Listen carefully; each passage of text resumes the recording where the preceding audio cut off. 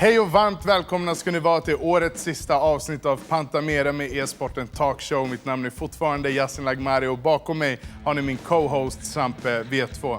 Idag ska vi träffa YouTube-legenden Tobias Tapes Öjerfalk och prata med honom om YouTube. Se honom möta Sampe i Rocket League och höra lite om hans Hollywood-äventyr. Välkomna!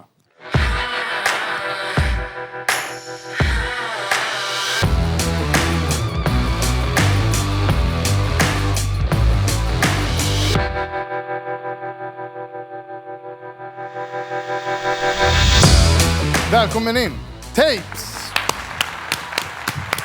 Tackar. Jag vill se det var ett tag sedan. Ja men detsamma, vad roligt att få vara här. Ja men fan, kul att du Här kom. kommer där. Ja, Det där. det Ja, där där är är din din plats. Ja.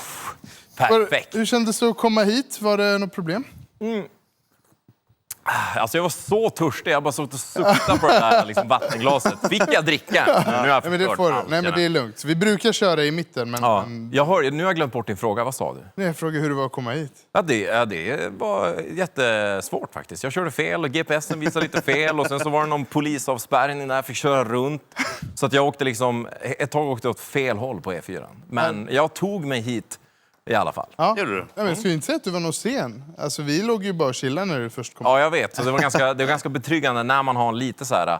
Men man vill ju liksom inte komma sent. Och de så. slänger in dig i sminken. Ja, så- Bara in, du ska in om 2. Det var ingen Och sen så ser man en Justin som bara tjena, ja. Det är bara att glida in. Sitta och mumsa så här torkad mango så att du käkar också. Jag bara okej, nu har jag kommit rätt. Det är här jag ska det är vara. relaxed. Men vi har ju faktiskt klippt ihop en liten presentationsvideo på dig. För att få en bättre bild av Ja, jag har sett de andras gästernas videos. Du har Jag höga förväntningar nu. Alltså, de har varit sjukt bra tycker jag. Alltså, det ska de som har klippt ihop den verkligen ha. Om nu... Ja, vi ser min först och sen... Ja, vi kollar. sen snackar Vi kollar. Det ser ut så här. Hey, what's up, dogs? Tape here, and to the face. I gotta use my trademark, you know. My God, I can't believe I did that shit. Are you kidding me? Free goal, free goal, free goal.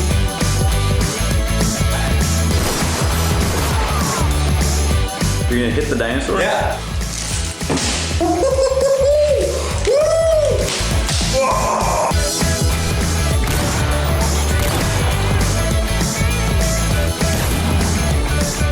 What up, dogs? This is Tape's guide to gaming during the class. My appendix exploded. Nurse, I gotta go see her. It was just a fart. I mean, it could have slayed a walrus, but just a fart nonetheless. Shooting hard. Really hard.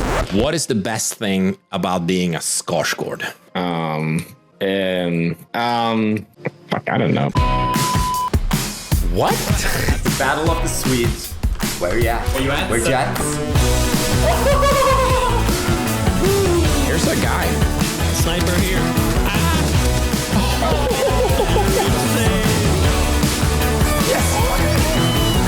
Have an awesome day. See you guys. Peace.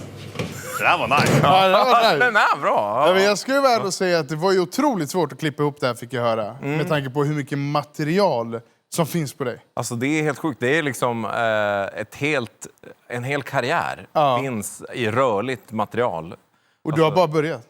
Ja, alltså jag tänker det i alla fall. Ja, men jag känner det. Ja, alltså jag tänker, jag har ju hållit på så pass länge alltså att när jag började 2009 då, alltså jag gjorde det ju bara för att det var för skojs skull. Det fanns liksom inga pengar att göra i det och nu är det liksom så här alla... Alltså YouTube är ju det är en hel maskineri liksom, i det. Så att jag tänker så här, jag har ju fått akklimatisera mig men jag vet inte riktigt vad ska man göra härnäst förutom att jag gillar att spela ändå alltså. Ja. Man vill ju alltid ladda upp sitt coola liksom, klipp det man har gjort. Ja, men så är det. Hur tycker du, förlåt jag avbryter här, men nu när vi snackar lite om gamla clips och så grejer. Jag kan tycka någonstans att det är jävligt nice att kunna gå tillbaka. Vad gjorde jag 2009? Och det är nice att allt finns dokumenterat. Brukar du själv gå tillbaka ibland 2009, 2010 och kolla liksom, vad fan var det laddade upp då? Alltså inte så mycket att jag kanske liksom... Jag vet ju att det finns där hela tiden och sen så blir jag ju påmind om det ofta av mina tittare. När man sitter och streamar så har ju jag en nostalgia counter. som liksom bara tickar varje gång någon kommer in och säger I used to watch you during Modern Warfare 2 days typ. Eller att de skriver så här, jag kollade på dina Overwatch-videos som nu jag gjorde på svenska. Eller så de liksom nämner någonting som jag har gjort. Då lägger vi till ett så här utropstecken kod som tickar på. Så den är uppe i typ 2000 alltså liksom entries. Så det blir påmind om det väldigt ofta, liksom To the Face musikvideon och liksom Ghost Rider och alla de här gamla Call of Duty-montagen. Så att det är så här, det är ju alltid där, men jag har ju svårt att titta på en hel video av mig själv. Det var ju bättre så här när det är nedklippt. Liksom. Du tycker det är liksom, om man använder det ordet, cringe? Det är det. Alltså det är fruktansvärt cringe. Och alltså, när jag började då också så var jag ju inte hela tiden mig själv, utan då var man ju liksom Tabes upphöjt. Så man liksom så här boobs, bears och butts eller vad jag snackade om. Allting var ju liksom förhöjt. Så att folk trodde ju att det är så Tabes är. Han är liksom en galning som bara vill dricka öl och så här spela tv-spel.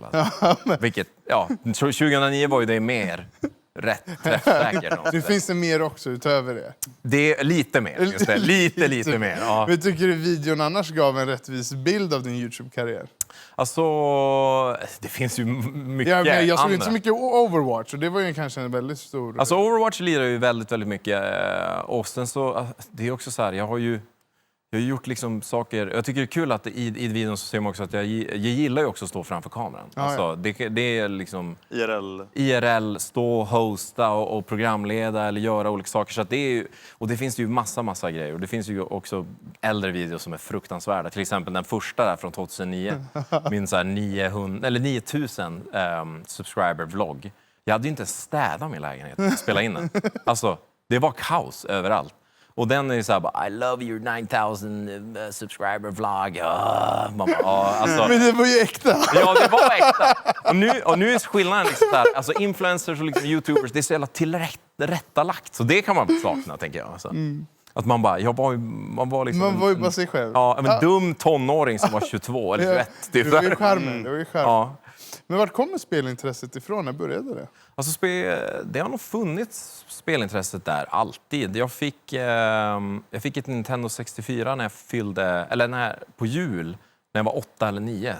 Och sen dess liksom, då har ju jag alltid velat spela. Och när man var yngre så hade vi ju en regel hemma att jag skulle vara ute en halvtimme, då fick jag spela en timme. Och även, ändå nice regel. Ja, det var alltså jag är tacksam för det nu. Man kanske tar den. Men jag var inte så tacksam för det då. För att jag är uppvuxen i Boden och ibland så gick man ut när det var minus 15, minus 20 och bara, nu ska jag leka i snögrottan. Och ibland satt man bara på snögrottan och bara väntade. Okej. När det har gått Så klockan bara, det är en kvart. Så att det har alltid funnits där. Och det här tänkte jag bara på. Jag berättade det här för en kompis. Vi var ute och käkade i veckan. Och då nämnde jag att när jag fick min Nintendo 64 och spelade GoldenEye 64. Det var ju det. Alltså det första FPS-spelet jag någonsin spelade. Alltså det var ju så sjukt roligt. Och nu när man tittar tillbaka på det så bara... Alltså det ser inte ut som jag kommer ihåg det. För då var det ju perfekt grafik. Det såg ut som på riktigt liksom. Och jag klarade ut hela det spelet först av alla i min klass. Så jag fick ju åka till mina kompisar och spela ut. Och den här banan liksom, som jag tror hette Complex, när typ Natalia skulle stå och hacka något och man skulle skydda den. Och det var svinsvår. Jag typ tränade i en vecka för att klara den. Sen åkte jag hem till mina kompisar och löste den åt dem. Typ så här. Spela klart den. Ändå fett. Alltså, och då var jag typ 9. Det där är ju inte någonting man gör idag. Nej, eller hur? Man åker inte hem till någon och spela liksom. Och bara, jag ska spela åt dig så att du klarar den här leveln. För nu är alla spel så jävla enkla. Ja. Alltså, ursäkta språk, men det är ju typ så. Ja, men det är för att alla... För att jag menar, jag tror inte man har samma tålamod som man då hade. Nej. Alltså, där kunde man ju dö 1000 gånger och bara, men jag gör det igen. Ja. Det var ju dock det här spelet, vad heter det, som svåraste spelet i världen, som ändå kom ganska nyligen. Typ Dark Souls. Ja, exakt. Det är väl ett litet sånt. Alltså jag spelade ju lite Dark Souls, men där tyckte jag det var för mörkt. Alltså, det var, alltså hemskt. ja, alltså så här, typ man gick omkring och så hade man ett svärd och alla fiender var så här läskiga också. Så jag gjorde ju det som jag gör ofta när jag gillar ett spel men inte orkar eller vill eller kan spela det själv. Då tittar jag på någon som streamar istället. Ja, men det tror jag det är många. Alltså, typ skräckspel går ju inte för mig. Nej, men jag älskar att titta när men det är folk streamar. omöjligt. Jag kommer ihåg, alltså jag tog inte ens, alltså du kunde inte betala mig att spela skräckspel. Men jag blev ju genuint rädd. Ja, alltså, jag mår dåligt. Alltså gå i någon gräns. Alltså, jag fattar inte, det är ju sadistiskt sadistiska människor eller någonting som bara, nu ska jag spela ett läskigt spel och jag längtar efter det nya. Man bara, det är någon alltså, skruv alltså. ge mig ett färgglatt spel där jag kan ha ett vapen och springa omkring och äga exakt. folk. Liksom. Jag lirade faktiskt ett skräckspel häromdagen. Devour. Jag har inte hört talas om Du vet vad det är för något? Nej, alltså jag tror jag har sett lite av det. Ja, de släppte en ny uppdatering bara häromdagen med en ny karta som var... Alltså det är lätt det vidraste spelet. Alltså jag Men har får ni spelat typ det med rysningar man har en innan. kamera? Ja, Det är Phasmophobia, men det... Nej. Jo. nej, det heter något annat. Det är ju det, alltså typ det PewDiePie körde när han Ja, har en kamera. Vad heter Amnesia. det? Ja, nej. Typ Amnesia. Men är det Amnesia? Jag tror det är Amnesia. Jag tror Det tror kan det inte nog. Det är väldigt mycket skräckspel där det är så Ja, för här... Amnesia, då var det väl en sån här... en lykta som man skulle... Just det. Ja, Så var det. det här var ju något batteri, man skulle gå ner i en källare Men jag vet och så var det något vilket spel- groteskt alltså, Jag vet som också jagade. vad du menar. Det heter någonting. Och det finns typ 2 3 olika. Ja, exakt. Ja, exakt. Jag spelade halva det och sen var jag så här, aldrig igen. Alltså det går inte. Nej, alltså det finns inte nog med liksom gifted subs för mig att jag ska göra det här. Men om vi backar lite, hur var det att växa upp i Norrboden? Hur var gaming-communityt där? Alltså, det är en bred fråga, tänker jag. Alltså, att växa upp i Boden var ju jättebra. Men det är klart att när man blev lite äldre, när man var tonåring, så tyckte man att det var ganska tråkigt. Men det är ju också tryggt. Det är alltså så här, folk är trevliga, man hälsar på varandra när man kommer. Liksom. Men det fanns ju inte så mycket gaming-community överhuvudtaget, skulle jag vilja säga. I alla fall då. Nu har de ju faktiskt fått i Boden, jag tror de har en så här typ spelutbildning där. Så när de designar spel, så det tycker jag är superhäftigt att det liksom har kommit hela vägen upp dit. Men hade ingen fritidsgård med... Ja, alltså, och jag hängde inte så mycket på fritidsgårdar då, men jag satt ju mycket och spelade hemma. Och så sen så när jag började på högstadiet och man började på gymnasiet hade jag börjat spela CS då. Och då fick man ju kompisar, så jag kommer ihåg så här, väl att man stod vid skåperna typ i så här, ettan i gymnasiet och vi snackade om hur man skulle så här, kasta smokes i CS och typ så här, och vi hoppade omkring och bara låtsades typ springa med AWP:n. Jag hade ingen flickvän på den här tiden, om någon trodde det. Alltså, det var single life då. Men det, var ju, alltså, det är ju otroligt hur gaming formar en. Och jag tänker, det växte ju någonting där. För sen kom ju YouTube-karriären som byggde på din gaming. Ja, alltså jag jobbade på Lightis, heter det. Det är typ så här industrihandel med bildelar och allt möjligt så här. Så jag fick extra jobb där och ibland när det var liksom, lite lugnt i kassan när man stod, så satt jag och tittade på de första liksom, YouTube-videorna med gameplay. Och bara för att, alltså så här, man brände lite tid. Jag hoppas att inte de ser det nu och att jag får skit för det i efterhand. Men, så att jag var så här, när jag såg de första liksom, YouTube-videorna med tv-spel så hade jag ju redan tidigare, typ när jag var 14-15, gjort min första så här, CS-frag-movie. När man satt och det tog, alltså då snackar vi att det tog ett halvår att spela in det som kallades en demo då. Och man sen spelade upp den och så hade man något som heter fraps. Så tog man så här 25 bilder per sekund och så la man in dem i typ Sony Vegas som man kanske hade hittat. Och så, man hade hittat mycket på den tiden. och så la man på vilken låt då? Linkin Park Paint. Och så hoppar man, och så var det liksom, den videon som var så här 2 minuter lång, den tog mig alltså ett halvår att göra. Och det fanns ju ingenstans att dela den. Så när jag såg YouTube och hade ju skaffat mitt Xbox och såg de här videorna så här, Final Boss, Walshy for the win, fanns en YouTube-kanal som jag kollade alla videos, kanske 10 gånger och bara, det där ska jag göra, alltså jag ska göra det där med mitt Xbox. Men hur kan jag spela in det? Hur gör jag? Så det fanns ju liksom inga guider, ingenting, så jag fick liksom köpa capture cards och testa. Ja. Men fraps, det var ju när om man inte hade hittat fraps, så stod det ju ganska tydligt att det var fraps.com. Ja, jag tror att jag hittade nog någon version av det också, kan man säga. Men det här var väl tiden då XSplit skulle vara the big deal, eller? Alltså det här är ju innan, när jag var 14-15 fanns det ju inga streamingtjänster. XSplit kanske var stream. XSplit var första programmet som jag använde för att streama för. Alltså, okej. och jag var ju... Min dator höll på att brinna upp när jag rörde XSplit. Ja, alltså det är också så här helt sjukt. Man streamade, första gången jag streamade med 200 kilobit. Alltså, och nu gör man ju typ sådär 6000 bara för att jämföra. Det är så här, jag har ingen aning hur man gjorde typ alls. Men XSplit minns jag. Alltså, det var ett riktigt till och med jag minns det. Bandcam och allt vad det var. Ja, nej, men faktiskt. Men jag tänker, var det först du flyttade till Piteå? Var det där någonstans YouTube drog igång? Alltså det var ju då det började på riktigt. Jag hade ju laddat upp mina Halo-montage då. Innan du flyttade? Innan så här. Ja.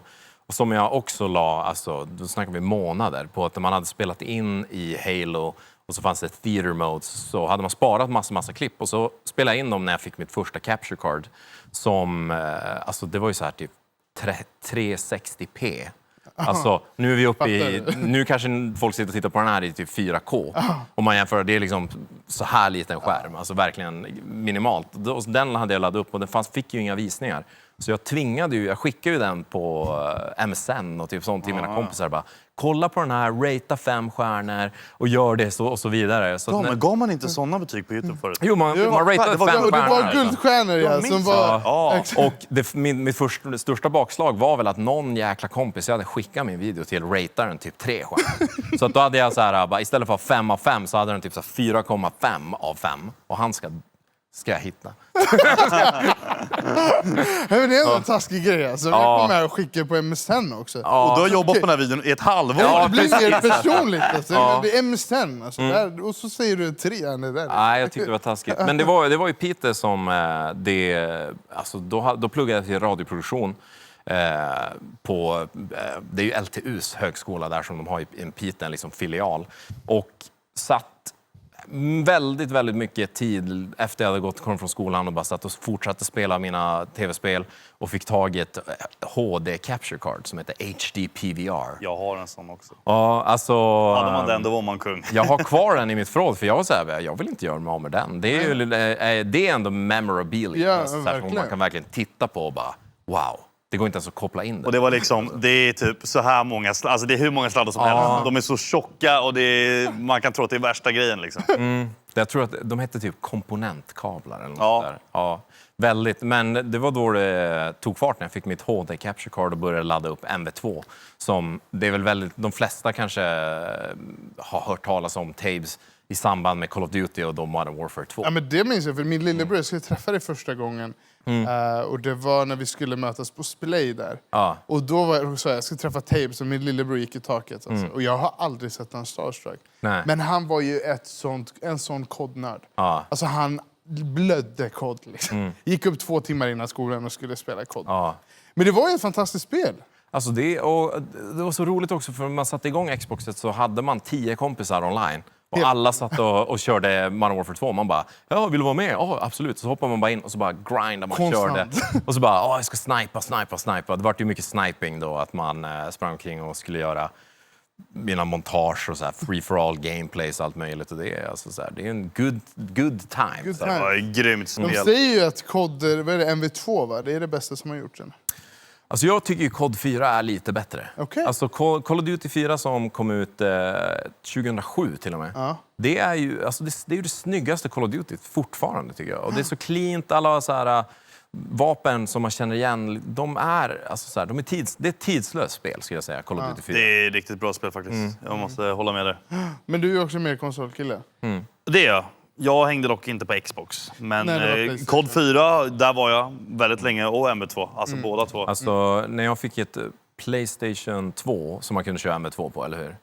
Då hade jag ju kört väldigt mycket på Xbox. Så när jag fick mitt PlayStation 2 och hoppade in, då drog jag första typ matchen när jag hade levlat upp ett vapen fick jag 120 kills typ, på PlayStation. Jag bara, PlayStation... Det är för lätt. Så kände jag. Men jag tänker så här, du lirade MB2 på Xbox på den tiden. Face var ju en jäkla grej där då. Och jag tänker, medan du ändå du växte ju på YouTube och höll på då. Lirade du någonting med de grabbarna? Alltså det var ju inte så många Face-medlemmar som bodde i Europa ens. De har ju varit ganska mycket i USA, i alla fall i början då. Så att, men jag satt ju och spelade med Optic-killarna. Ja, just och sen så åkte jag ju till och med till Los Angeles och jobbade på det här första YouTube-nätverket typ någonsin, det här Machinima. Då bodde jag ju ihop med 3 Optic-killar, så jag sov på en soffa i The Valley i Los Angeles i 3 månader och fick jätteont i ryggen när jag kom hem och bara, vänta, varför har jag gjort det? Ja just det, jag sov på en någon soffa och bara käka godis och typ gibbat. chicken wings i 3 månader. Ja, gibbat och så. Och det var en kanonupplevelse. Så att jag har ju hängt mycket mer med Optic, men jag har ju träffat några från Face Clan. Ja, men nu när du säger det med Optic, jag har glömt bort dem helt, men det stämmer nog. Jag har sett någonting där faktiskt. Men de är väl också fortfarande otroligt bra? De är ju väldigt populära. De har ju, bland annat så har ju killen som äger det, han heter ju Optic Hex. Nu är du verkligen inne på nörderier. Jag gillar det. Alltså. Hex med, det är typ till och med Stort X. C och Z. Han har ju var med och liksom startade Optic-klanen och sen så hade de det där Houston Outlaws som var med i Overwatch League. Så de har ju liksom inte bara Call of Duty. De hade typ ett CS-lag ett litet tag som jag inte tror gick så där jättebra för dem. Men spelarna går det bra för nu? Fast inte i Optic då? Nej, exakt. Men så kan det ju vara ibland. Att kemin liksom inte riktigt funkar för. YouTube var ju där allting började. Men du streamar ju också en hel del. Om du fick välja och liksom lägga ner lika många timmar på Twitch istället, hade det varit någonting intressant? Alltså, jag har ju redan ställt mig själv den frågan flera gånger. Och jag har ju börjat satsa mer och mer på Twitch. Och det har ju blivit som en gradvis satsning. För att dels så har YouTube har ju blivit så, som vi snackade lite tidigare, det blir stort och det är liksom lite svårare att slå sig igenom. Och min kanal har ju, den är ju gammal och all YouTube-algoritmen och allt sånt där, så gör ju att det liksom, videorna visas inte lika mycket för som man hade hoppats. Så jag har ju också känt så här att när man streamar, även om man kanske streamar ganska många timmar på en dag, så är det ändå så här att när man är klar med streamen, då kan man stänga ner det och så är det liksom, man har gjort ett good day's work. Liksom, så här. Men jag har min VOD där, man kanske har en Twitch-klipp, man kan dela på sociala medier. Såklart så är ju mitt mål att få mer tittare på min Twitch-stream, men det är ju där jag satsar mest på, så det kommer ju fortsätta vara där. Men det är klart att skulle jag ha haft lika mycket visningar på YouTube som jag hade tidigare, så hade man ju kunnat balansera och göra båda två. För att man har, nu är det ju också vanligt att man har redigerare. Jag har ju en redigerare som hjälper mig att klippa mina Twitch-highlights och allt sånt där också nu. Och vi har, nu kanske jag ska passa på, vi har ju funderat på att starta en ny kanal, jag och min klippare som heter Weeps. Nu får han lite shoutout här, han är grymt rolig. Det är han som gjorde några grejer med den här Tabes-facet som kommer som en så här övergång. Det ser ut som en tecknad film nästan. Vi har ju tänkt att vi ska göra en ny kanal, så vi har startat den, men vi har inte promotat den någonting överhuvudtaget, för vi vill ha lite organisk spridning på den. Men man kan söka på The Tape Show. The Tape Show. Ja, så kan man subscribe Men är på det den. utan Z då? Vad sa du för något? The Tape Show? Nej, The Tapes Show. The Men Tapes Show. den stavas The Tape Show, men nu ska ni få en riktig liksom, en guldklimp. Det är ju att jag hette ju Tape från början. Det var inget Z? Där har jag hört. Så att, Z, var det coolhetsfaktorn du ville få? alltså, det var ju också för att Tape var taget på YouTube. Så att när jag gick in och skulle, för jag hade hetat Tape, jag heter det på Xbox fortfarande, inget Z. Skulle gå in på YouTube, göra min första kanal 2008 eller 2007 eller när det var YouTube liksom första gången fanns. Så hade ju någon så här ukrainare redan tagit Tape. Jag bara, okej, då lägger jag till ett Tabes, Tobias, Z, det gamet, det dansband. Det liksom, det svänger. Jag tycker det låter nice. Ja. Så, Jag drog med ett B där, i Z, så var det ett B bara. Ja. Du skulle ha lagt till ett X eller ett Y eller ett Z. Ja, liksom. Du har ju ett Y i och för sig. Det är ganska coolt. Ja, men jag vet inte, det var också en random grej. Alltså. Men Z köper jag mer, för att det var ju lite mer... Ja, men det är också så här. Det rullade bra över, men så att ibland så, de som är riktigt OG, de som jobbade på det här Machinima-nätverket som jag umgicks med då, de kallar ju mig Tape. Fortfarande. Så att jag tycker att det är ganska, det är lite så här hemligt knep. Du vet att jag hette det innan på Xbox. Då är man OG. Då är man OG, alltså. Men jag tänker, alltså Twitch och YouTube och allt det är det du kör, det är det du lever på. Det finns inget annat. Det är ingenting annat. Nej, alltså som tur var så har jag ju, alltså jag känner att den erfarenheten som jag har med mig av alla de här, det är 12 år eller någonting som jag har hållit på med det, så har jag ju som tur var också mycket followers på sociala medier. Så även om jag inte har jättemycket tittare på min Twitch-kanal, så har jag lyckats signa sponsorer och liksom som man kan sköta. Och så har jag väldigt, så här, ganska många subscribers och sånt. Så jag kan ju leva på att streama. Men sen så tycker jag det är väldigt kul att konsulta och hjälpa till att se liksom. Och jag tycker ju, som jag sa innan, att det är väldigt roligt att stå framför kameran och hosta lite grejer. Så att jag gör ju lite på sidan. Men största fokus och main-delen är ju fortfarande att streama. Att det är där där som jag liksom jobbar. Men hur har ditt community vuxit sig genom åren? Det har ju varit lite olika, för att när man började på YouTube 2009 och 2010 i början där, så var ju liksom, det fanns ju inte så många ställen att samla sin community. Det fanns liksom ingen live Twitch-chatt där man kunde snacka med dem dagligen. Då var man ute på Twitter och liksom försökte hålla konversationer och bara så här. Och det man twittrade då 2009, det ska ju ingen människa någonsin scrolla tillbaka längst in på min Twitter och kolla vad jag skrivit. Det finns kvar. Det finns säkert massa dumma tweets som man har skrivit när man var kanske berusad eller var ute på krogen och har sagt, man bara jag är jättefull typ. Skriver man typ sådana saker. Så att det tror att communityt då såg lite annorlunda ut. Nu så försöker jag fånga den. Alltså jag hänger mycket på min Discord och det känns som att där har ju blivit liksom, där man kan ha en community av kompisar som ändå tittar på ens kanal. Verkligen. Nice. Men det är lite kul för att när vi skulle signa för Guild så gjorde de en background search på Twitter. Ja, Och då gick de längst ner. de gjorde det. Men jag undrar om de hade gått längst ner 2009 ändå. Alltså då måste de ju gå igenom typ så här 50 000 tweets. Ja, nej, men jag tror att de gör det. Ja. Ja, men det är, alltså, jag tror inte att jag kommer bli uthängd eller någonting Nej, för att det jag nej, har sagt. det köper Utan jag. snarare är det nog bara att det var Det är väldigt mer dumt. cringe-faktor. Ja, det är cringe-faktor. cringe-faktor. Det är väldigt, väldigt dumma grejer. Ja, Man skrev, exakt. det fanns liksom ingen tanke på att min mamma någonsin skulle behöva läsa de här tweetsen. Medan nu så är man ju medveten, alltså lägger man ut något på Instagram, då ser ju ens kompisar det, ens föräldrar, Man har ju det, och tjejens mormor och föräldrar. morfar och hela Ja, släkten, eller hur? liksom. Ja. Men då var man ju helt själv på Twitter. Man kunde ju, det var ju en helt annan liksom känsla då. Det var ju Det lite var- mer radical. Alltså, Men jag vill ändå säga Twitter idag, alltså Sverige är inte där än. Riktigt. Alltså, Vi har det blivit mycket har blivit mycket bättre, 100%. Men jämför typ USA och Sverige på Twitter. Det är vi långt efter. alltså det är ju, Twitter är ju typ den enda sociala medien jag är inne på. Jag tycker alltså, Twitter är nice. nu ska jag orkar liksom inte vara inne så mycket på Instagram och scrolla och Nej, likea och men typ det- så här, men det på orkar Twitter man. jag bara Alltid något intressant. Ja. Ja, men det köper jag. Och sen, jag tycker att det är lätt att integrera på Twitter. Ja, Alltså någon like där och någon retweet där. Och, eller hur? och ångra retweet går skitfort. Ja, det var Det är mer smooth. Alltså. vänta, vilken sida är Yasin inne på nu? Ja, exakt. Oj nej, det där ska vi inte kolla på. Jag tänker, din målgrupp, hur tror du den ser ut? Alltså när man håller på så länge, för man vet alltså, de som kollar på en, det är en grej man glömmer bort, de blir ju också äldre. Men har du märkt någonting nu, alltså, eller så här, att de som kollade för 10-11 år sedan, finns någon kvar idag? Alltså det är ju ganska, vi har som sagt, vi måste ju ha kod nostalgia liksom, eller den här nostalgia, vad heter det, trackern.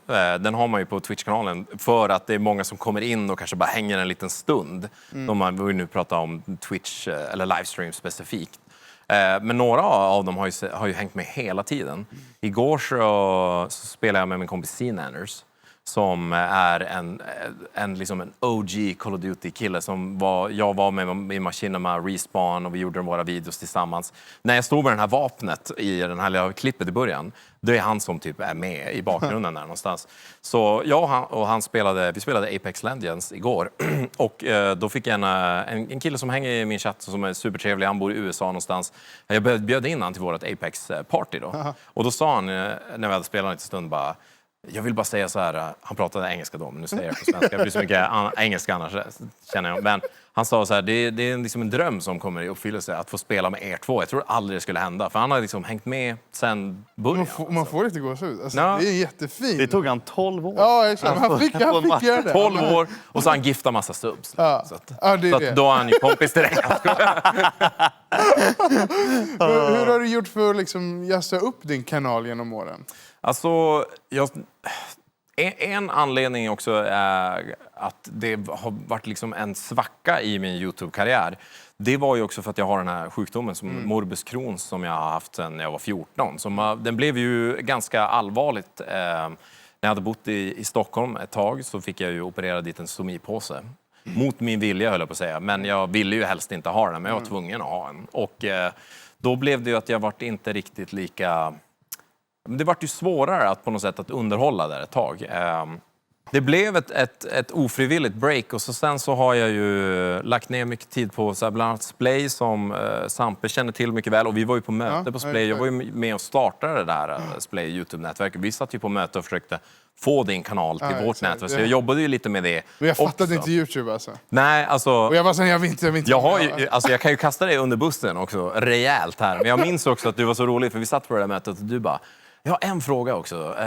Alltså det här, måste man betala skatt typ på det? Det man tjänar på Twitch och något. Ja, men det här var ju tidigt. Ja, alltså, det var det här väldigt... var början av Splay. Liksom. Ja, och så det lutade typ så här, jag med framträdare för mig och så bara... Ja, du måste betala skatt. Men det är bra att du tänker på det redan nu. Då gick det ut. Ja, nej, men det var ju därifrån som jag... Sen kom ju liksom manager in i bilden och jag insåg att holy shit, man måste betala skatt. För det var ju bara en hobby. Jag var Ja, men eller hur? Gibba lite, det kom in några tusenlappar. Vad fan ska jag med det här till? Ja. Liksom? Och du var ju... För min lillebror hade ju glorifierat det. Så då kände jag så här... Han vet. Ja. Alltså om det är någon som hjälper till här, då är det... Men det var ju liksom det som fick mig att vara så här... Ja, men det är dags. Okay. Men det var inte tillräckligt. Jo. Du gick med? Ja, nej, inte i Splay. Nej. Skatten. Skatten, eller hur? Men alltså, så att det man kan säga att jag har räddat dig från liksom en skön taxering. Så att vad kan jag vara värd nu? Alltså, Det är typ så- 5% av allt du har tjänat. Ja, men i alla fall. Alltså, det är några liksom... Det är lite royal. Ja, det är faktiskt det. Nej, men 100%. Ja, Men hade det inte varit för det, då kanske jag bara totalt hade gått naivt och tänkt att nej, men det här behövs ju inte. Nej, För jag kommer ihåg, för jag blev ju lite bajsnödig efteråt. Det var så här, okej, man måste. det är dags. Det var dags att liksom växa upp och ta tag i. Ja, nej, men verkligen alltså. Så det tackar jag faktiskt för. Alltså. Du är så välkommen. Ja, alltså. Men det är bara att swisha lite. Jag fixar det efter programmet. Men åter till din fråga. Det var alltså, efter mitt break typ då... Hur långt var det?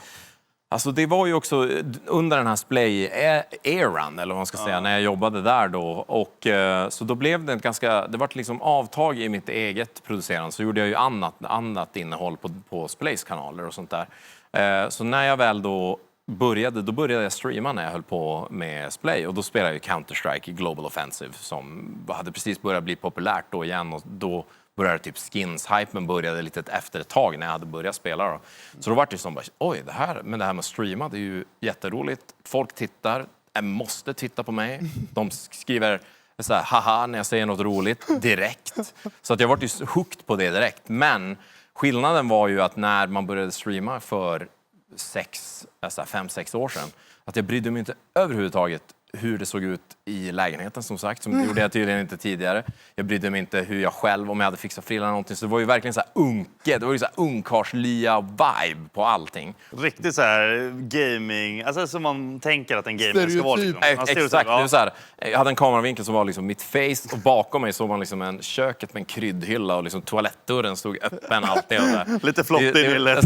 Så jag tror att det som jag tänker nu, det är att man jag försöker branda mig mer som en YouTube, alltså inte en YouTube-veteran, men mer en gaming-veteran som är i en ålder som kan tilltala kanske lite äldre tittare. Ja. Som antingen har de hängt med ett tag eller så gillar man att spela och kanske har tid att titta lite då och då. Så blir man så här, men jag kollar på Tabes för att det är vuxnare. Fast ändå, det är ändå så här, vuxnare, fast min nivå är ju fortfarande, jag är fortfarande världens sämsta liksom, humor. Eller så jag måste säga. Men jag är så här väldigt högt och lågt, så kan man säga. Och det ser lite snyggare ut. Jag har lite datorer bakom mig, lite lampor och sånt där. Det blir lite bättre. Stäng toadörren oftast. Ja. Men vad är det bästa som du skulle säga att du skapat content-väg so far?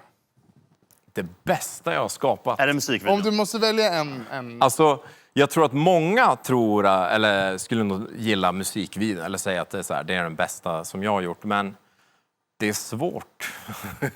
Jag har gjort, alltså, jag vet inte om jag har gjort 3-4 tusen videos eller något sånt där. Men jag kan uppskatta de videoserna som jag har gjort när jag har känt att jag har liksom förnyat mig. Alltså när jag till exempel laddade upp min första Overwatch-video som fick så här 1 miljon visningar. Då kände jag bara så här, wow, nu är jag ju verkligen, jag lade ner mycket tid på att klippa ihop den. Och den liksom plockades upp av YouTube-algoritmen och det var som en ny start för att jag kunde göra så här Overwatch-videos på det. Så jag kan tycka att det är nog mera det konceptet att jag har börjat med Call of Duty gjort det, gjort något annat och så har man bytt spel lite då och då, ändå hållit sig typ, om man ska använda det här ordet, relevant. Ja, men jag kan köpa det där, för vi pratade innan med Spasi och han körde ju mycket LOL och sen gjorde något annat. Och jag kan köpa det att om man gör någonting så pass länge så man kan det. Och sen att våga sig an någonting nytt och så går det också bra, då blir det som att så här, jag kan så mycket mer.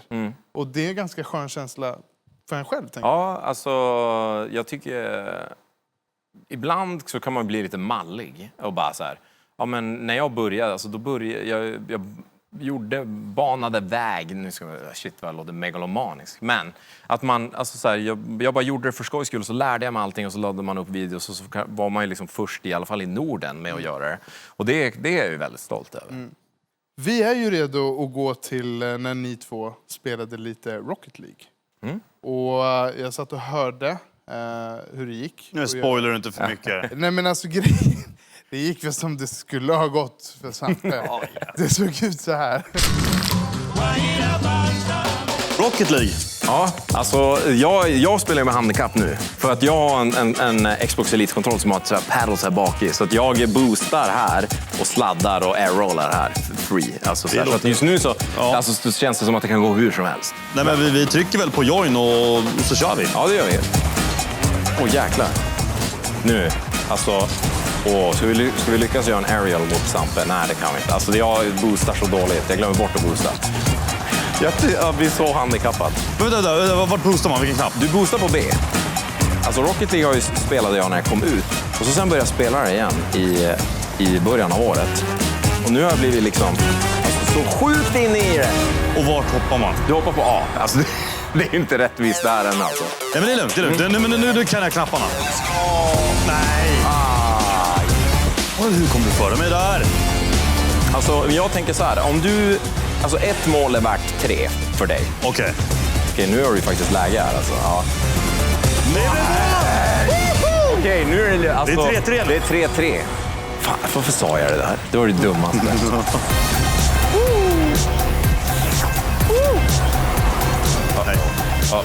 Det var jag. Nej! Den tackar vi för. Jag måste kolla på den här. Vad fan. Du får 100 spänn om du är i mål. Innan matchen är slut. 100 spänn. Jag kan börja med att leta efter bollen. Nej! Jag kommer tillbaka. Då jävlar har jag 5 knappar här bak. Eller hur? Ja. Det är de du behöver. Ja, exakt. Good game. Good game dock. Ja, alltså 10-1. 10-1, men 10-3. 10-3. Ja. Ettan är en trea. Ja, ettan är en trea. Jag reagerade starkt när jag hörde dig säga jag gjorde ett mål! Det grejen är, det stod 3-3 då. Det var ju det som var grejen. Och jag missade öppet mål också en annan gång. Men Tapes hade inte sin kontroll. Nej, hade jag haft min kontroll så hade det ju stått 23. Hade jag haft tangentbord och mus, då hade det stått Okej. någonting nästa annat. Då hade det stått 20-20. Kanske det. Kanske det. Men det är kul att se dig få stryk, Sampe. Ja. Och sen har du ju bollkastningen. Ja. Det är dags alltså.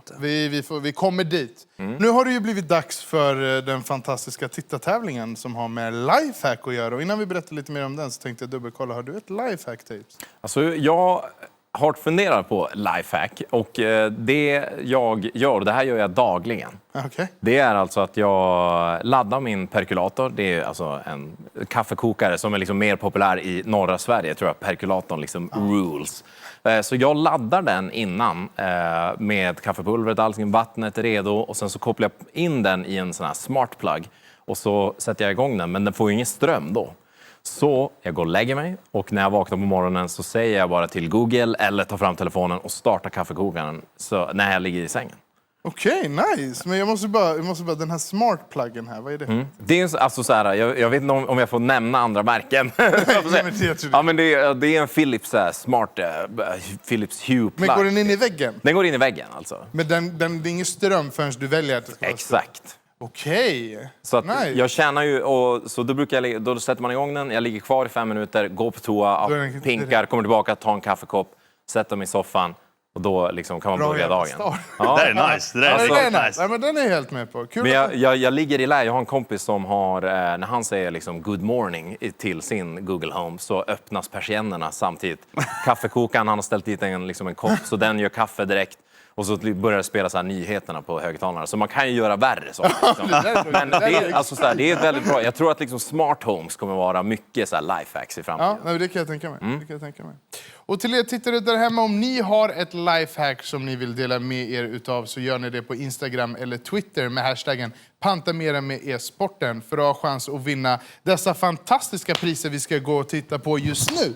Det är ju alltifrån en Lenovo... Får jag följa med? Det får du Ja, göra. yes. För vi skulle vilja ha din signatur på vår fantastiska och min personliga favorit, denna longboard. Och då ska vi se, vi ska ha en penna här. Brukar göra man så här, va? Ja, är den, Där, jag ser en penna. Men den gömmer sig. Men Nice. alltså, jag är ju inte så bra på att skata, Nej, men- det förstår du. Ja, nej, men det är inte jag heller. Alltså, för det behöver man inte vara. Nej. Du ska ju dra och trycka nu. Om du inte fattar det grejen. Alltså, Jag tänkte- Nej, jag skojar. Nej. nej. Men jag tänker att någon hänger upp sen som vinner den. Jag ja, tror inte man ska skejta på den här. eller så kan man köra och så kan man byta så här däck, tror jag det heter. Heter det det? Heter det däck? Nej, det heter det inte alls. Det måste... Jul. Du känns ju som... det är jul. Alltså, Det är jul. ge jul. Ja, jul. okej. Men var ska jag skriva då? Vart du än vill. Alltså, vilka är det här? Är det Olof där? Alltså, Olof, han har inte en skrivstil i sin Fan, typ, autograf. du är nog den sista som signar här. Det tror jag. här är väl den sista. Ja. Ja, Så kör på nu så alltså. att... Men nästa är ju... Nej, men jag kör här. Ja, alltså, där tänker tänkte jag sätta den. Ja, Jag alltså, tror inte den här pennan är så bra nu. Vi testar. vi Den har testa? varit med ett tag. Vi ser ett T. Det vart lite liksom Men- utflärpat, men det blir inte bättre så. Nej, Den är nog använd av alla Ja, nej, liksom, men det är det. tidigare Det börjar- autografer. Vi fyller på sen. För Ja. det här Ja, precis. Det får någon liksom så här sitta och tracea. Man ser, det man ser ett genom. Ja, 100%. så länge det inte blir urkundsförfalskning. Det är viktigt att det är Z där på slutet. Ja, så att och det, är det, liksom, ja, men då så. det är Men jag här- och dansbanden som lägger till Z. Det här blir skitbra. Tävlingen avslutas ju som sagt den 16 december. Det är ju när vi har våran livestream där med musik. Det stämmer, det stämmer. Skitfett. Feta priser by the Feta way. priser. Xbox dator Yes, från merch. Lenovo. Merch.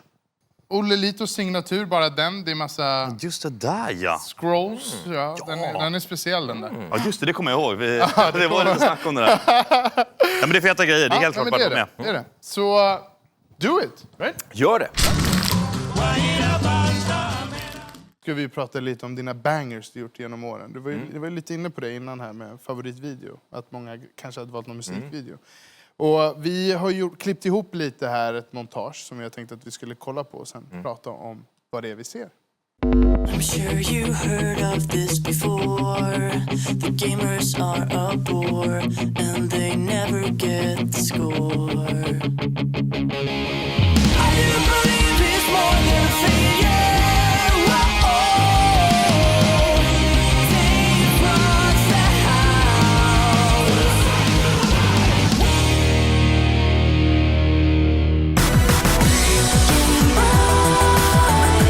Press the buttons right and under their arms we feel safe. That's what she said. The lights eyes, can we play? That's what she said. Jävlar! Ja, det blir skitfett, verkligen. Jag började ställa massa frågor nu. Samtidigt som när vi kollade på Ja, filmen. men vi kan ställa om den frågan. Jag ber så hemskt mycket om ursäkt, men jag börjar väl direkt då. Det här var 2010 säger du. Och jag måste ändå säga att det ser sjukt proffsigt ut. Hur fick man till en sån här ändå bra musikvideo som YouTuber 2010? Alltså, jag pluggade ju radioproduktion och så hade jag med mig, jag hade typ en uppgift, jag tror vi skulle göra något så här nyhetsinslag då på skolan. Så jag gick till dem som hade hand om typ Peter Dansar och ler då på den tiden. Så jag tog min mikrofon, gick dit, skulle träffa en kille som hette Jan. Och så intervjuade jag han om artisterna som skulle komma på sommaren och lite sådana där frågor och var väl supernervös. För att då var det liksom så här på riktigt. Och sen så tog mikrofonen, jag hade stängt av inspelningsgrejen, så frågade jag han, väldigt turligt nog, han frågade mig, men vad gör du något mer? Eller så här, vad har du några intressen? Och då sa jag så här, jo jag startar en YouTube-kanal där jag spelar och lägger upp videos. Och han bara, okej. Och ja, men jag har 100 000 prenumeranter. Och då gick det som upp i ett ljus för han bara, oj, men den här killen kanske har någonting som är lite intressant. Så jag fick hjälp av några grabbar i Piteå som hade ett företag som var som konceptbyrå. Så en kille som jobbade där, och han jobbar mycket med musik, så han sa så här, ska vi inte göra en gaming anthem? Och då sa jag, självklart ska vi göra det. Jag vet inte vad det betyder, men det låter ballt. Liksom. Så han satte oss i kontakt med en kille som bodde i Göteborg som hade ett band som jag vill säga att det heter Chemical Vocation. Tror jag. Vi måste...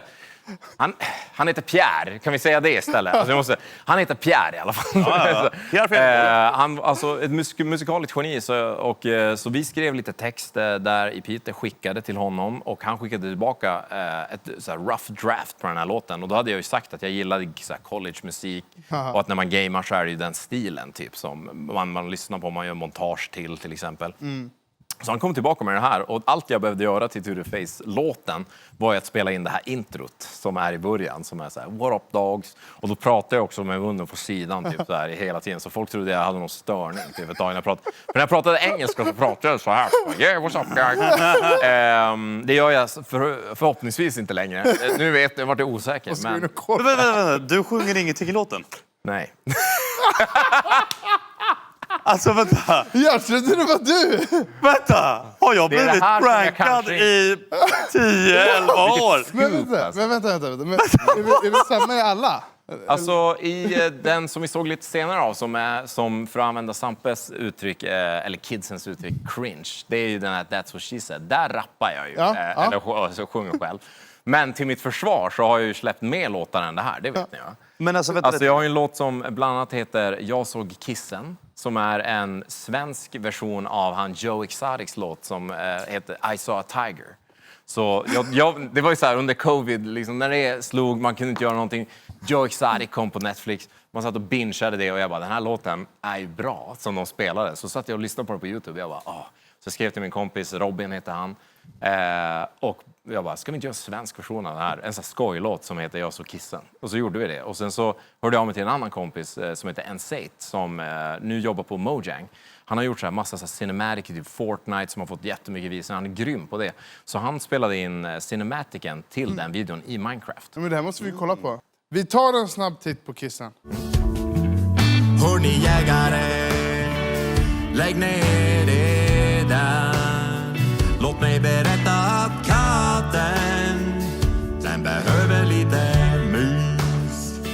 Låt dem styra i hemmet, låt dem sova ut. Så ta ett steg tillbaka, förundras och njut. Jag som kissen är lag. Jag såg kissen och kissen såg mat. Ja, men jag hör vad du säger med att den är bra gjord, alltså. Jävlar. Det där var bra kvalitet. Skit. Ja. Alltså det är liksom lite country från Norrland kan man säga. Så, och jag tycker den här linen flyger rakt ut i rymd. Också så här. Det är bara sånt som man bara kan, det kommer man på. Musikaliskt geni. Och det är också roligt för jag bara så här, den här videon kommer få alltså 1 miljon visningar. Och den fick typ så här 10 000. Man kan aldrig veta. Liksom. Man kan aldrig veta. Nej. Men ni hade kul. Vi hade väldigt kul och alltså, jag rekommenderar folk att lyssna på den. Så jag får lite stim eller vad det är. Men apropå att aldrig kunna veta. Ni två var ju ute och gjorde en hobby till dig. Ganska oväntad hobby för många kanske. Men sjukt intressant. Och där vet man ju inte alltid vad man kan förvänta sig. Men jag tänker att vi tar och tittar på hur det såg ut. Jag har promenerat hela vägen till skogen här i Nacka. Nyckelvikens naturreservat där. Tape ska möta upp mig, visa mig faktiskt ett av sina stora fritidsintressen. Vilket kommer bli sjukt intressant. Jag vet inte riktigt vad som kommer hända här. Men vad jag tror var någonting som viskade lite i mitt öra. Det är någonting med någon fågel. Häng med! Tjena! Men, är det bra? Jo, det är bra. Ja. Jo, det är fint. Det är fint. Så det är fågelskådning idag? Det är fågelskådning idag och sen så får vi uppskatta naturen. Alltså. Ja. Det är en perfekt liksom, sätt att få lite frisk luft. Ja, men verkligen. Jag kan tänka mig det. Hur länge sedan var det du tog en skogspromenad? Ja, det vet jag inte. Men idag händer det. Idag blir det i alla fall. Alltså. Nu tänker jag, vad vill vi se idag och hur många fåglar, olika arter tror vi kan se idag? Jag tycker vi börjar så lågt, liksom, en ganska noob-vänlig nivå. Ja. Vi ser att vi hittar 5 fågelarter idag. Okej, och då behöver det inte vara någon så här rare. Nej, vi kan köra liksom common. Och du börjar väl nu helt enkelt. Jävlar! Det där är en kråka. Jag tror att det är en kaja. Jaha, okej.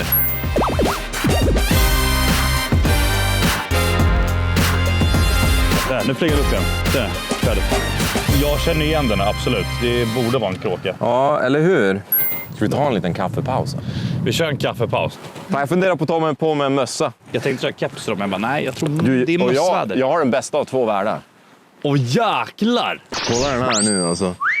Ja, det där är ju fågelskådning på riktigt. Eller hur? Det där var perfekt. Jäklar. Det är många som kallar dem ankor. Ankor är ju liksom vita med gul näbb. Det är ingen anka. Det är en gräsand. En gräsand, eller hur? Nu är det viggar här borta också. Ja, det är så. Kika lite på den i kikaren. Just det. Ja, han sitter där. Ja, det är så brett mellan ögonen. Det är en big brain bakom det där. Det ser man direkt. Nu är det BBC Earth med Taves och Sampe. Vad har vi framför oss? Det är en svan. Det är en svan. Och den var jäkligt fin alltså. Vad känner du nu? Nej, men kul grej att göra, absolut. Lite kaffe, lite naturvandring och se lite fåglar. Lite nördigt, lite roligt att få föra in i sin anteckningsbok. Lära sig lite mer om det också. Tycker jag är väldigt roligt. Hur mysigt är inte det här dock? Vet du vad jag fick av det här? Vad fick du? Lite så här Ernst-vibbar. Ja, lite sådana vibes. Ja, men det kan jag tänka mig. Liksom ja, Mysiga grejer. Och ni fick se en vigg också. Ja, Ballt. faktiskt. Ja, vad fett. Hur länge har du hållit på med fågelskådning? Alltså, jag har väl omedvetet gjort det hela mitt liv. Ja. Eftersom att när jag vuxit upp så har min pappa varit otroligt fågelintresserad och han är det än. Bara nu förra veckan så var han i Haparanda Sandskär som är ett naturreservat och var med 3 andra ornitologer och ringmärkte fåglar i en hel vecka. Så när jag var liten så var det väldigt mycket utflykter, man åkte skidor, man gick ut i skogen och då tyckte jag att det var svintråkigt att stå och titta i kikaren eller stå och kolla i någon tub. Och så här, tubkikare är alltid jättesvårt när man är liten och bara försöker få det att funka.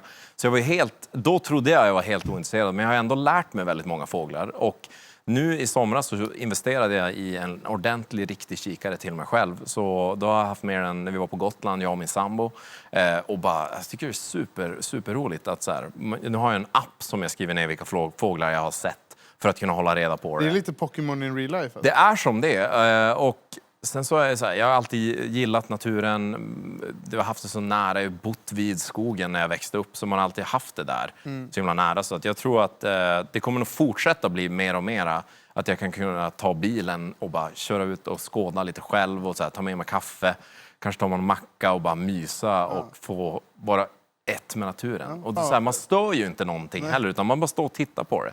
Och det är väldigt, väldigt mysigt. Jag rekommenderar det till alla. Och sen så finns det ju, nu har jag precis börjat, men jag har ju tänkt att om jag ska våga kanske gå med i någon sån där förening, ornitologförening här i Stockholm, så man kanske kan få följa med på lite expeditioner och se lite mer kanske och lära sig ännu mer. Ja, exakt.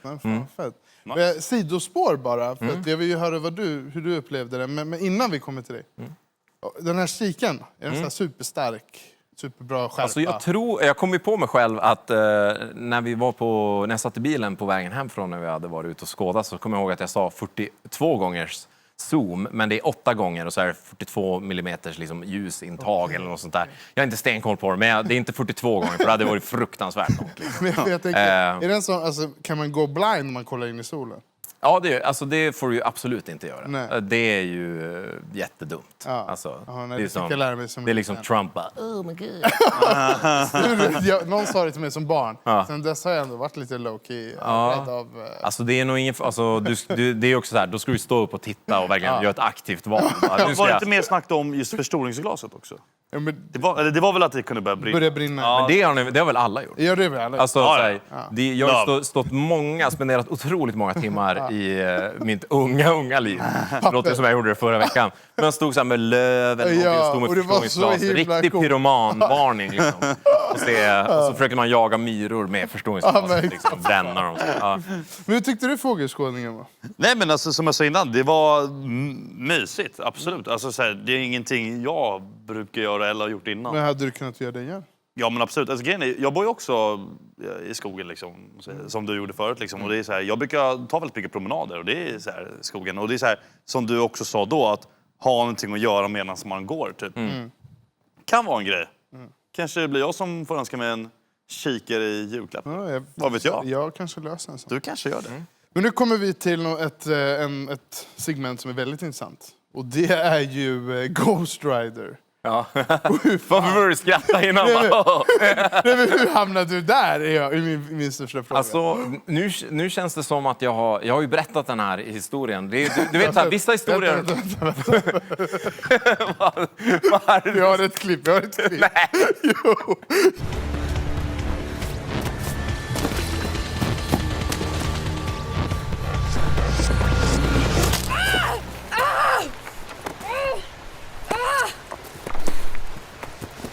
Come here. You try that again, you little turd. Polaren, vad händer? What? Polaren, vad händer? Speak English? Yeah, dude, what happened? Is that your van? Oh, yeah? Does it run? Yeah.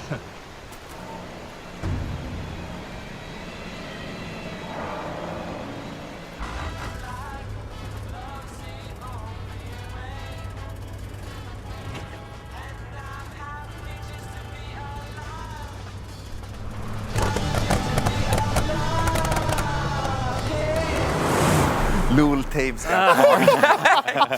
har jag aldrig sett för. Det finns många versioner där Det kan jag tänka mig. Ändå skitballt att få vara med i en sån här produkt. För du vet, det är han, vad heter den här mörka skådisen som är... Nicolas Cage menar du? Dels honom, Ja. men jag är mer starstruck över den andra. Men jag vet inte vad, jag minns inte vad han... Är det inte... Alltså nu... Det här måste jag också... Jag måste ju nämna, hoppas inte Brian Taylor nu som har regisserat Ghost Rider 2 och var det en av anledningarna att jag fick vara med. Men jag har ju typ inte sett klart den för att det är ingen höjdare. Alltså. Ingen behöver dela det till hand alltså. Hur många min Är det har det Idris inte Elba skapats? kanske? Ja. Vad sa du nu? Vad sa du nu? Hörde inte jag. Vänta, Elba, vad heter han? Idris Elba. Ja, Idris Elba. Alltså, han är ju med i The Office bland annat. Ja, Han är liksom det snygga. Han är ju med i många filmer nu. Liksom. Han spelar pilot i Prometheus bland Ja, annat. men han ska vara lite cool kille. Men alltså det är ändå så här, fick du se dem? Inte någon av dem liksom A-listers. Nej. Men vi...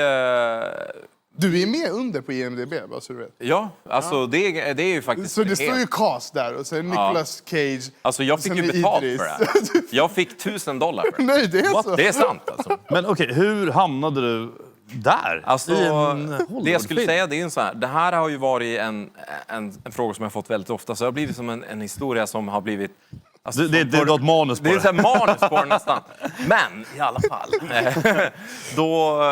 Då hade jag jobbat med de här killarna i Piteå.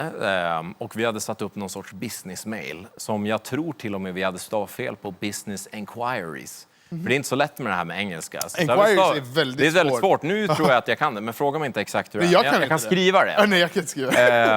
Och vi hade satt upp en business-mail, fick ett mail, fick väldigt mycket så här, can I play with you, kan jag spela med dig? Sådana som man uppskattar absolut, men man kanske inte har tid att svara på alla. Och så kom det in ett mail från en kille som heter Ari Arad. Som stod så här, bara, hello Tapes, we're super big fans. Me and Brian Taylor, we're shooting Ghost Rider 2 we're shooting a movie in Romania. Och då sa de att de spelade in en film i Rumänien. Och när vi läste det där mejlet, då stod vi liksom framför datorn och bara, vilken catfish. Alltså, är det någon som ska lura med mig till Rumänien nu och så här, röva bort mig till, tänkte vi. Men så vi googlade namnet så här, Ari Arad, och då visade det sig att han är sonen till Avi Arad som har varit med och Act Marvel då. Okej. Alltså, och han producerar den här filmen. Och de menar då att producenten var ju väldigt bra kompis med regissören och regissörens son hade introducerat dem till Call of Duty-videos på YouTube. Och då satt de och tittade på det när de var på locations och allting och typ tyckte att det var jätteunderhållande. Då tror jag att To The Face precis hade kommit ut då också. Och så tänkte jag bara, men han kan ju vi ställa framför kameran. Det var ju jättekul att få träffa han. Så de flög ned oss till Bukarest, till Rumänien och så skulle vi få spela in den där scenen. Och vi fick bo på så här Hilton hotell och de sa också att Nicolas Cage bodde på samma hotell. Så jag fick ta med mig min kompis Jan då också på den här resan. Så vi gick omkring och letade han på hotellet såklart. Så vi hittade någon så här supersvit och då stod det så här do not disturb och vi bara där inne är han och dricker. Men du träffade honom? Vi träffade aldrig han, men de andra skådespelarna som är med i scenen fick vi ju träffa allihopa. Och när vi väl kommer till eller ska liksom ut och shoota den här locationen. Innan det har vi provat kläder, man har provat så här konstiga boots och allt möjligt. För jag skulle ju vara en stoner dude, tror jag är krediterad till och med. Så att, och när vi kommer till location, det är mitt ute ingenstans i Rumänien. Det är så här kolsvart och när vi kommer köra den på en väg så är det en så här stor, gigantisk explosion på en bro typ. Så här 100 meter bort. Och vi bara, vad är det som händer? Och då visar det sig att de håller på att spela in en actionscen då. Det här klockan är ju så här 12 på natten och det är kolsvart verkligen. Så de spelar in den här actionscenen när en bil exploderar. Och sen så skickas vi in i någon trailer för att äta någon så här bajskorvar, ser ut som någon romansk mat. Och de skickar iväg oss sen på location. Och då frågar de ju, för du nämnde ju Frippan där när vi såg klippet. Alltså, då frågade en stylist så här, vad får vi göra något med ditt hår? Jag bara, gör vad ni vill. Alltså, jag vill ju se, alltså, som är redo för rollen. Så de rakade sidorna på mig. Och jag tyckte så här, helt ärligt, det ser ganska coolt ut. Jag kanske skulle ha det egentligen. Liksom. Vad är det här för tråkfrilla liksom?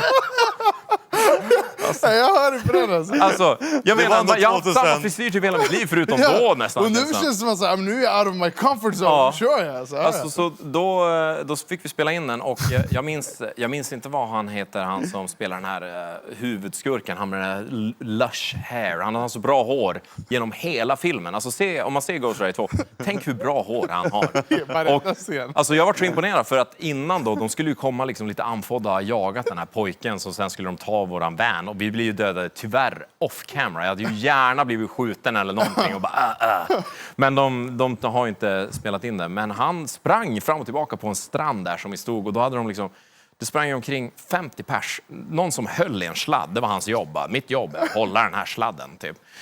Och det, hur mycket folk som helst, gigantiska lampor uppe liksom, ute i naturen bara som blästade, det regnade och hade så höll på och man bara wow, det är en sån otrolig produktion bakom en Hollywoodfilm. Nu vill jag inte säga, det är jättemycket lampor här också. Det ser jättebra ut. Här också. Klipp inte bort mig. Men då... Det är inte Hollywood. Han sprang i alla fall fram och tillbaka på stranden för att få upp andan. Så när han kom till scenen så skulle han vara liksom andfådd. Och då tänkte jag bara, wow, alltså det är så de går in för det. De går in för det. Och så kommer jag där och bara... Men var det one take? Nej, vi körde nog ett par tagningar på den. Och det roliga är att precis innan vi skulle trycka räck på den, då säger ju Brian, som är regissör, han säger till mig bara, hur skulle man säga dude, what's happening på svenska?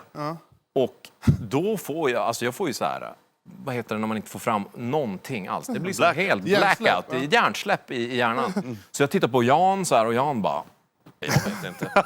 Så jag säger ordagrant vad det skulle vara på svenska. Polan, vad händer? Alltså, dude, what happened? Blev Polan, vad händer? Så vi tryckte upp sen tröjor som vi sålde som merch. Typ så här, Polan, vad händer? Det sålde som fan i USA, kan jag säga. Så jag säger Polan, vad händer? Och sen säger jag dude, what happened? Och alltså, det är ju helt sjukt att jag är med i den filmen. Och jag hoppas verkligen att jag får göra det igen någon gång. Alltså. Nej, men jag tänker det, alltså, tänkte du någon gång att shit, det kanske är... Men det var vägen in på något fler jobb. Alltså absolut. Verkligen hoppades jag flera gånger.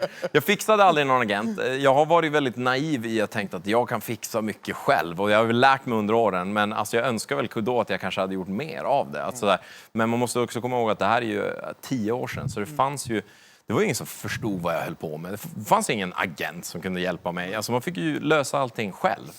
Så... Blir du erbjuden något mer efter det? Nej, tyvärr. Men jag har liksom actat lite. Man har ju actat mycket i så här sketcher. Och jag har ju, det glömde ju faktiskt i vårt highlight. Jag har ju en e-sport-pappan, heter ju en humorshow som jag har gjort.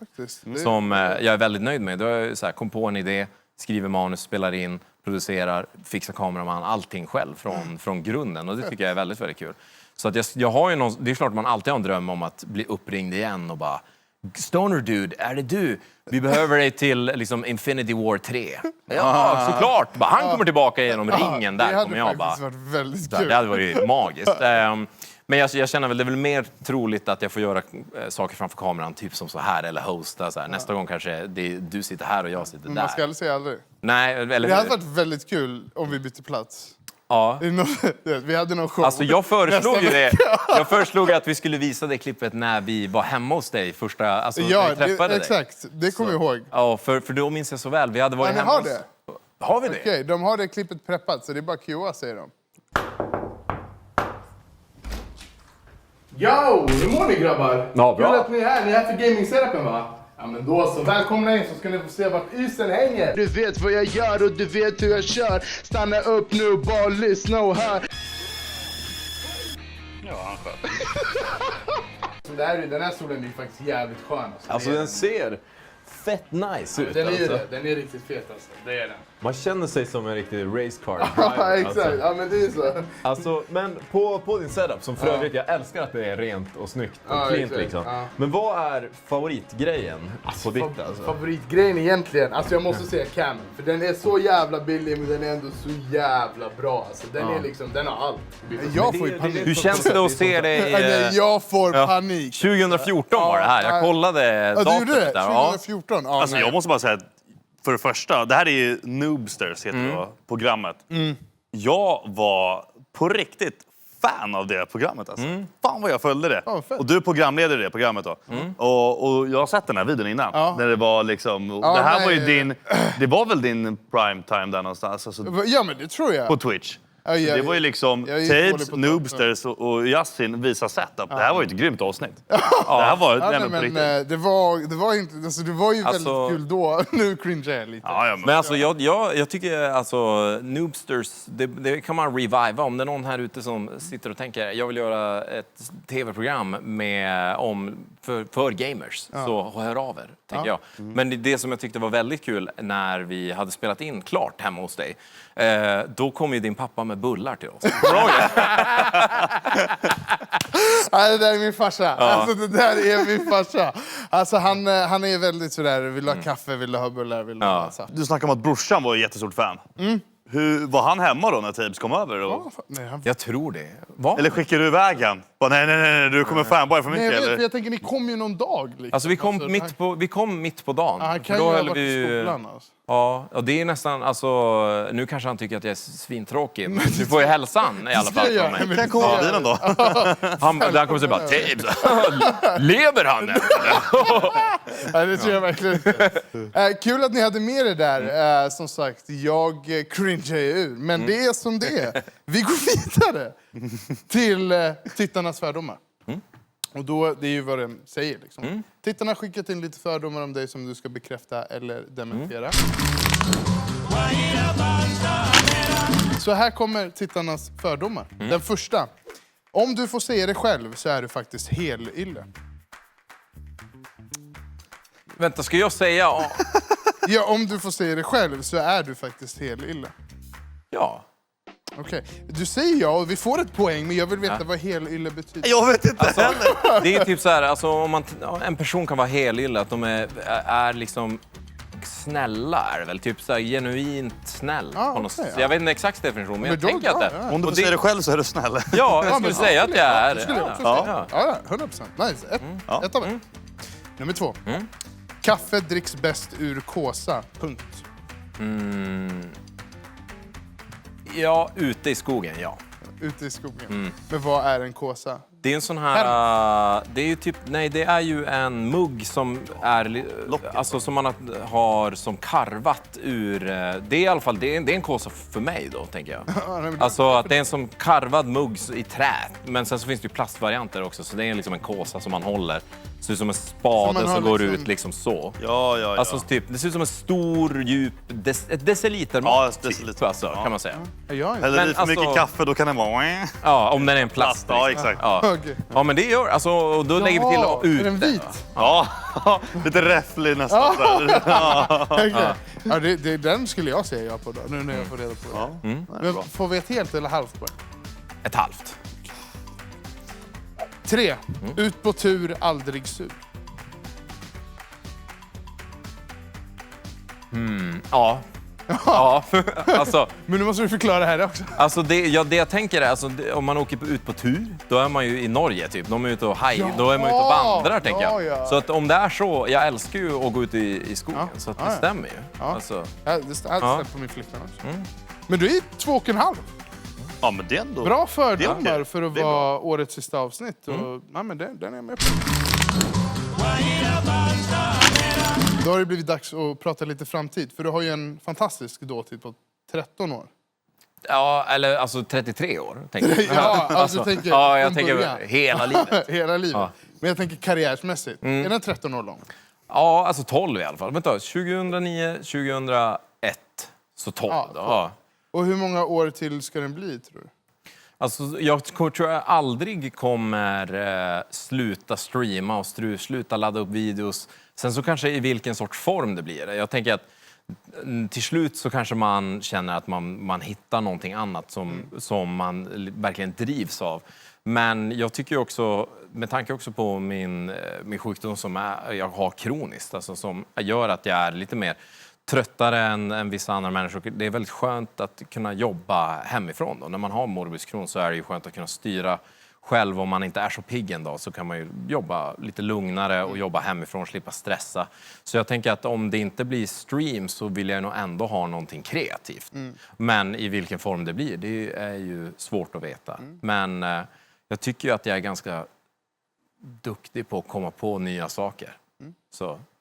Men jag vet ju inte vad nu. Men jag tycker ju det är kanon att streama. Jag har ju det väldigt, väldigt bra nu. Men tack vare åren av kunskap som jag har. Har du några mål som du vill uppnå framöver? Det har ju flyttat sig från karriärsmål till mera privata, alltså som man säger personliga mål. Och samma sak där så är en av mina mål, det är ju att må bra. Alltså eftersom att jag har haft så många gånger när jag har mått dåligt på grund av min Crohn som har hälsan. Och det har ju påverkat mig psykiskt också. När man inte orkar göra vissa saker. Så jag tänker att det största målet, och då hör ju allting till, det är att må bra. Sen så tänker jag att det hade varit roligt att... Jag har ju drömmar och saker som man inte riktigt vågar nämna. Men det är ju att jag sitter och skriver mycket. Och då skriver jag alltså science fiction till exempel. Och det hade varit fantastiskt att få någon gång liksom få ihop en hel bok på någon av mina galna idéer. Och skriva och få ge ut en sån. Det hade ju verkligen varit häftigt. Alltså. Jag hade velat läsa. Alltså, jag kom på en idé. Ska jag testa den på er här nu? Som jag sa till Emma, som det är min sambo, som jag tyckte var så himla spännande. Jag satt själv och bara funderade på och så började jag skriva ner saker. Tänk nu, alltså Jeff Bezos till exempel, vi hittar på ett annat universum. Att han ger alla i hela världen varsin $1 miljon. Han har ju fortfarande miljarder dollar kvar. Hur ser världen ut? Hur ser världen ut då? Och så tänkte jag så här, vad spännande innan. Ska man stå i någon kö och registrera sig för att få sin $1 miljon? Allting som bygger upp, man kanske följer en karaktär genom hela det här. Och sen så blir det ju kaos i världen. Eller blir det det? Det är det man får sitta och fundera. Och då kan man bara försvinna in i sin fantasi. Jättenice, faktiskt. Det vet jag inte om det kommer bli någonting mer än en novell. Men det hade varit väldigt spännande. Ja, men verkligen. Jag började känna att Netflix. Ja, men det är sådana saker som jag tänker också att man skulle kunna... Det är ju min dröm att få liksom, alla de här idéerna jag bara skriver ner och bara får... Man får kanske inte liksom får göra klart dem. För att då kommer man säga, jag vill gå in och spela lite Apex. Men att man bara kan få ner idéerna och sen sälja dem. Det hade ju varit... Det hade ju varit en dröm, verkligen. Det är en dröm jag har alltså. Fan vad fett. Jag önskar dig lycka med det. Tusen tack. Och sen så hade det varit ballt någon gång att våga göra mer stand-up. För det gjorde jag för något år sedan. Okej. Men sen så kom covid precis när jag hade börjat testa lite. Och nu Ser du det är som det ett sign liksom, då? nu är det som så, det är sån hög tröskel för att det är så fruktansvärt läskigt att göra det också. Alltså att stå på en scen och försöka få folk att skratta.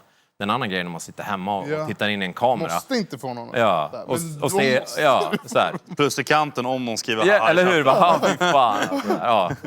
Så att det hade ju också varit väldigt häftigt att få göra mer. Och sen så ha mer tittare på streamen och bli Predator i Apex Legends är ju målet nu. Nice. Men nu har det ju blivit dags för vårt underbara bollkastningsmoment. Och jag tänker att reglerna och sånt får ni höra på golvet. Sampa har ju hört dem några gånger.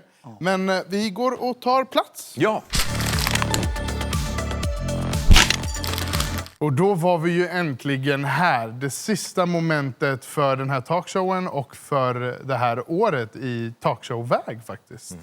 För nästa gång ni ser oss kommer det vara den 16 december. Mer om det inom kort. Vi börjar här och det är ju som sagt 9 400 kronor insamlat med hjälp av den här bollövningen höll jag på att säga. Och reglerna är ju lika simpla varje gång. En boll i taget får ni kasta, ni har 30 sekunder på er. Får hålla i korgen. Ni får inte kasta i bollarna med korgen. Det är många som har frågat, men det får man inte.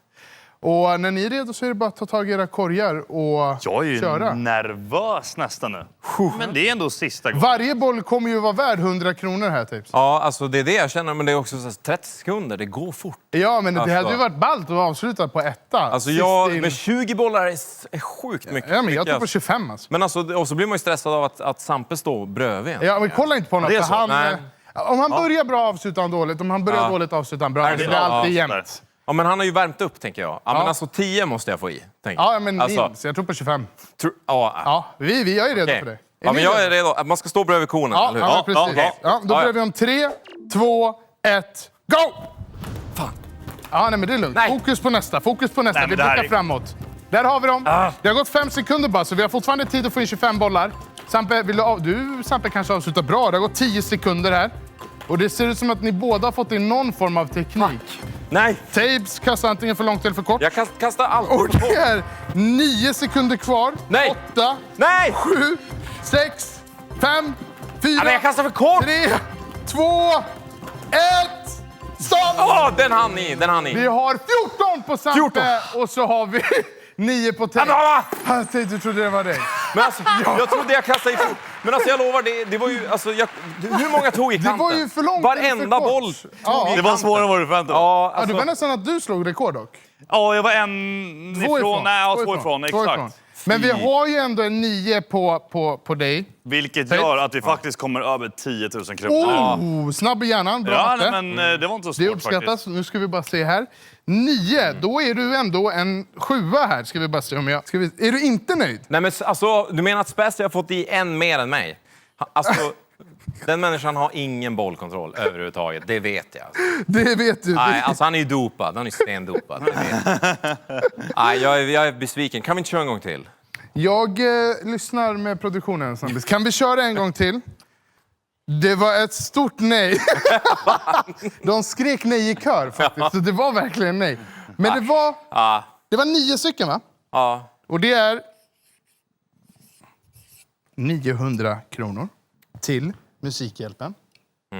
Och sen var det 9 bollar. Är det kul nu när den här faktiskt är klar? Snabb matte då. Hör, Det vad- var 9200. Nej, var det inte- 9400 förut. Och var det inte 8400? Nej. 9400. Vi behövde 600 kronor för att nå 10 000. Ja. Om jag inte minns fel. Och vi fick alltså in 9. 900. Då är det 10 300. Ja. 10 300 kronor har den här tavlan gett Men oss. det är ändå bara att vi Fantastiskt. kom över 10 000. Ja, men det är det faktiskt. Det är det faktiskt. Faktiskt. Stort tack för att du kom hit, Tobias. Tusen tack att du fick vara med. Och jag hoppas att vi får läsa någonting från dig snart. Ja, då får jag försöka. Jag får försöka få ner ordentligt. Då. Ja, nej, men verkligen. Och, alltså, det kan ju bara vara ett utkast. Du har min mail. Jag ger den men lite feedback kan man ja, men alltså, bra feedback. Jag skickar till bara. Tack för den här gången. Tack så mycket. Och tack till er där hemma som har kollat på ännu ett avsnitt av Pantamera med e-sporten Talkshow. Det här var ju årets sista avsnitt. Men nästa gång ni ser mig och Sampe tillsammans kommer vara den 16 december. Då vi streamar med Pantamera för Musikhjälpen. Och genom åren så har vi ju samlat in över 1 miljon kronor tack vare er. Eller med hjälp av er. Vi har ju också gjort lite grann, Sampe. Det ska vi ändå ha. Och jag tänker ju så här, att med hjälp av er så kan vi försöka att toppa den här bössan det här året och slå nya rekord förhoppningsvis. Until next time. Jag ville säga det på svenska, men jag vet inte hur det låter. Tack så mycket.